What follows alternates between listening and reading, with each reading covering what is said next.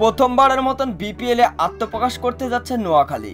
2026 BPL থেকে বাদ পড়ছে রাজশাহী।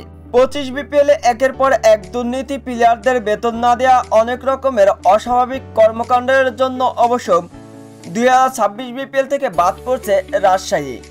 তবে এবারে নতুনভাবে আত্মপ্রকাশ করতে যাচ্ছে নোয়াখালী। শুধু 2026 বিপিএলই নয়, দীর্ঘমেয়াদী বিপিএল দল নেওয়ার জন্য অবশ্য বিপিএল এর ম্যানেজমেন্টের কাছে আবদার জানিয়েছেন নোয়াখালীর বড় এক কোম্পানি। 2026 বিপিএল নিয়ে ইতিমধ্যেই অবশ্য আলোচনা শুরু হয়ে গেছে ক্রিকেট পাড়ায়। বিপিএল নিয়ে ইতিমধ্যে অবশ্য আলোচনা, সমালোচনা কিংবা কানাঘোষা শুরু হয়েছে। নতুনভাবে অবশ্য পুরনো স্টেডিয়ামকে সাজানো হচ্ছে নতুন রঙে।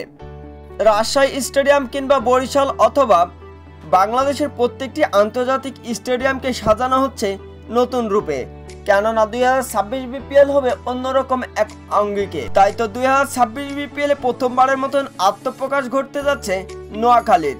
নোয়াখালী এর আগে কখনোই অবশ্য বিপিএল এর আসরে তারা অংশগ্রহণ করেনি।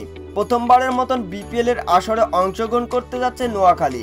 তবে এখন পর্যন্ত চূড়ান্ত কোনো সিদ্ধান্ত আসেনি নোয়াখালী কিংবা বিপিএল কমিটির পক্ষ থেকে।